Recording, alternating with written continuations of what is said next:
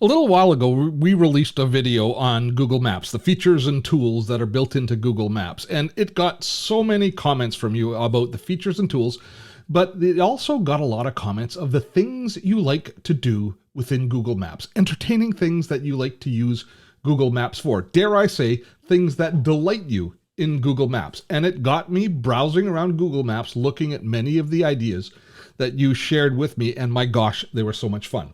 So today I thought we would take a look at the delightful features of Google Maps on Dottotech.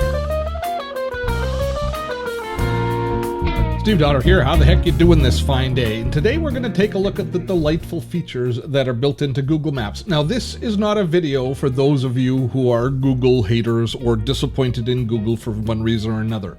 We're looking at fun aspects, things that make us smile. And if you aren't watching this video with a smile on your face, well, then you probably shouldn't be watching this video. Other ones might be better for you, because we're going to start things out today taking a look at Venice. And you dive in. We're going to be basing most of what we do today on Street View, on the features that are built into Street View, where you can see and you can be a virtual tourist in a location. And if we go to Venice, this is what delighted me as I looked in Venice. And that is, Venice is of course filled with canals. All over the place, the canals, the most famous feature in Venice. Now, if you grab Pegman, Pegman is the name, the official name. I don't know if it's official, but the name for the little dude that you drop down in Street View to be able to see any location. If you hover Pegman over top of any of the canals, you'll see that you've got a little, almost like a route. There's a line that tells you that you can actually drop him in the water in the canal. But when we drop him in the water in the canal, he doesn't land in the water. No. He lands in a gondola. And you can navigate through the canals in Venice, looking at the houses and the buildings and the other boats and the people and the bridges in a gondola. The only thing that's missing is the music. Scrolling along, going down, going around the corner. Oh, look at this. This is phenomenal. Seeing different colored boats, and just like you would as a tourist. This is the cool thing that I find about this, and the reason that I lost a lot of time and just enjoyed myself. I wouldn't say lost a lot of time, because I enjoyed the time I spent looking at this, because you can spend time just kind of exploring yourself. It's different than watching a travel video or something where an editor decides what you should look at and how long you should be on each shot and what you should do. Instead, this is much more like being a tourist there, it's obviously not quite as good, but you're able to look and you're able to spend time just kind of exploring and just like appreciating the bricks and the mortar and the patching that's been done on these old buildings as the sea level goes up and down, rises up and down. And take a look and see what's in the other gondolas. Oh, look, it looks like it's a laundry gondola or delivery. It could be an Amazon gondola delivering Amazon goods. Who knows? And then just appreciating the beauty of the bridges and all of the patina of the walls. And I just found that I spent a lot of time in Venice. I've never gotten to go, and I don't really feel like I've been there, but this is time well spent. A delightful find are the canals in Venice. Continuing on being a tourist, if we head over to, say, London, we can view the British Museum. And a lot of museums, a lot of different places like that have a lot of information from Google in Google Maps. Again, we drag Pegman out over the British Museum, and look at all of the detail that you can drop into. So you can drop right into the inside of the British Museum, which has been extensively mapped out, and you can take a look at exhibits. I dropped right into Egypt, didn't I? You can spend a lot of time just browsing through, and you can just walk through as you would. You can use the navigation to walk from one exhibit hall to another exhibit hall here within the British Museum. And as I say, there's a lot of museums that give you the same kind of options. I wanted to visit a place that I'd visited before, so I could get a sense of just the value of the kind of being this sort of a virtual tourist. So I headed over to Alcatraz Island. I visited Alcatraz in the not too distant past, and there's the map of Alcatraz. Let's grab Pegman and let's see that we have the ability to drop in right inside of Alcatraz, and they have mapped out the inside of Alcatraz. And it's just like, it's just like it was there. They're heading out into I don't know what area I'm going. I'm heading towards the dining hall, I think. But you can see the cells, and you can see, oh, wow. Ugh.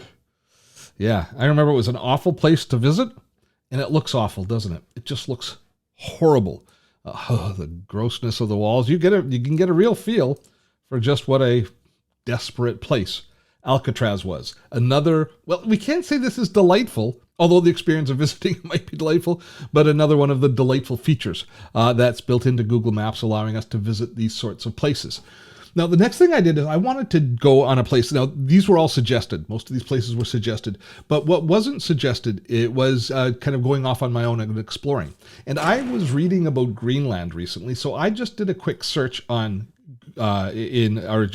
explored around Google Maps, and I dropped in on this location on the coast of Greenland, on a little hamlet inside of Greenland. And isn't that a beautiful, looking at the fjord just as the ice is breaking up, it's probably springtime. And I noticed as I was browsing through this, and a lot of people will post information or stuff like this that they found, kind of delightful little surprises, almost like Easter eggs that they find. I saw these two dogs, which I figure are sled dogs here in Greenland, and I saw down in this depression a whole bunch of other, and it looks like they could be sheep, or maybe it's a whole pack of dogs. So I moved over and came and started to look in what was in here, and lo and behold, you know what I found? I found this. Let's see if I can get there it is. We found puppies. There's a litter of puppies, and they were sitting there in the depression with the, I guess they are sled dogs. It looks like a whole team. But I found this little, now this is the sort of thing that you can find all over in Google Maps as you are going to Street View. All of these surprises that you find, moments of real life within any one community. So taking a look at the fjord itself, this beautiful fjord with all of the ice, was something that I really enjoyed. But I have to say that I was absolutely delighted to find this little clutch of this little pack of dogs and the puppies sitting there in the grass in Greenland, a place which I will probably never in my lifetime get a chance to visit. Yet I've had an experience here now, which I treasure. I really enjoyed discovering this little Easter egg in Greenland. Now, another island that I will probably never get to visit is it pronounced Hashima Island, which was a mining, I think it was a mining island. And it is, you'll recognize it as soon as I drop in on it. When we drop in, you'll see it's this kind of post-apocalyptic island that has been abandoned and is in just this state of decay and decrepitness. And it's become, I guess, a bit of a tourist attraction, although kind of like Alcatraz, I think you probably visit it and let the visitor beware. But it is, they've mapped it all out. I can't imagine you could just walk through this area. It looks very dangerous. But you can visit this island as well, and it's in its post-apocalyptic horror of just what different areas of society might look like when we abandon them as nature starts to take over again. Now, I also wanted to visit one other place that I'd recently visited. About 5 years ago, I was in the UK, and I visited for a wedding, and I visited the Duxford Airfield, which has a wonderful museum attached to it, and I wanted to visit it again and check out the museum. But as I was looking at the map, before I went into it, I found this aircraft restoration company mentioned, and I know they restore aircrafts at this particular museum. And so I thought, well, I wonder what Google Maps will give me here, what Pegman will give me here. And while I could certainly stop in on the streets, do you see these little circles? If we drop in on any one of these little circles, that is a 360 photo. It's not part of Google Maps itself, but it's a 360-degree photo that was taken by a contributor, by somebody that they call a local guide. Now, this is, first of all, this photo is just fantastic of different aircraft in various stages of restoration, which I just loved finding. Is that going to resolve? I guess they blurred that out because there was people in it. But oh no, here we go. It's all coming together. You can see, they're rebuilding all of these aircraft. Just spectacular. Oh, I could look at this kind of stuff all day long. But let me just take a moment here and tell you about this here. This person here, Roger Spa, in this particular case.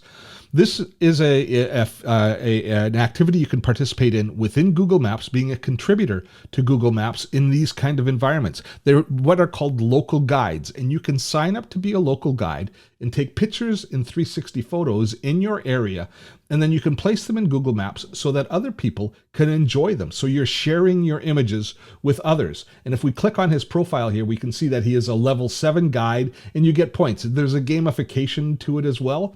So if you are in an area you can add, and you like taking pictures and you like taking photographs and you like social networking, you can share with others and answer questions about the area. There's a whole social networking component to it. But these local guides are a really nice and, again, a delightful addition to Google Maps if you're the sort of person that shares. And you can always thank the people that you can reach their Google profile and thank them for sharing those photos.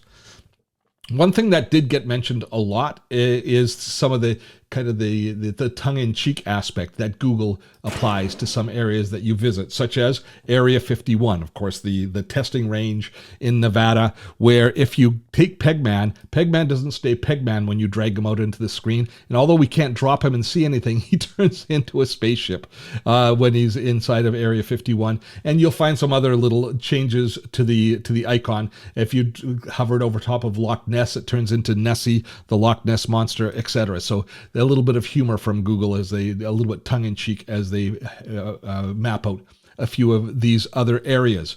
And I'm going to take you to one last place in going back in history, Pitcairn Island. Again, a place that most of us will never get a chance to visit. But if we drop, and it's not actually Google Maps, but Pitcairn Island has completely been has been photographed by, again, a local guide. So if we drop it down here, we can see that we have images of Pitcairn Island, which is, of course, famous in history. We can see the shadow of our local guide there as we take a look at this rather desolate island. Oh my gosh, I didn't realize it was quite that desolate. In this particular case, once again, a local guide, Jay, has shared with us. He's only got 500 points. Our other one had more, but he's shared all of these photos of Pitcairn Island and some other locations as well. So you can sign up, by the way, for this local guide program just by doing a quick search in Google for local guides, and you can sign up, and then you can upload the photos directly, and you can contribute to different maps directly from your smartphone, be it Android or iOS, which might be something that you really enjoy doing. Now, that's it as far as what I'm going to share with you as far as the delightful things that I found in Google Maps and shared with you. But I know that if you already don't have some terrific finds, you probably are going to have a few as you browse your way through Google Maps. And please share them with me in the comments. Let me know which things delight you in Google Maps, which are surprised you, which are the Easter eggs you found. I would love to get access to those. I will share with you the link in the description for the island in Greenland, or from the hamlet in Greenland, so you can check that out for yourself. And all the other ones you can just do a quick search for, because they're very public places within Google Maps, and you'll be able to find them quite easily. And with that, I have to thank you for tuning in today to this video. I hope you found it enjoyable and entertaining, and hopefully somewhat delightful. And if you did, a like and a share would be greatly appreciated. And if you've not yet subscribed to our channel, now is the time to do that. Now, before we leave, I've got one last thing to mention. Each week here on Dottotech, we do a tutorial webinar called Webinar Wednesday, which is on some aspect of content creation or productivity. And I invite you to join us. You can just click here on the link. The tutorials are free. The webinars are free. They're about an hour long each Wednesday, and I would love to see you there. Till next time, I'm Steve Dotto. Have fun storming a castle.